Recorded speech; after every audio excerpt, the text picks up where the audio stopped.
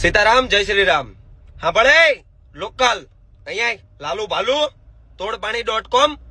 તું જે વિડીયોમાં આજે કેસ ને કે અમલે જઈને જતા ને આમ કરી નાખ્યું, રાજકીય લેવલે મુદ્દો બનાવીને આમ કરી નાખ્યું, તેમ કરી નાખ્યું. હા ભલે અહીંયા તને એનો જવાબ આપું.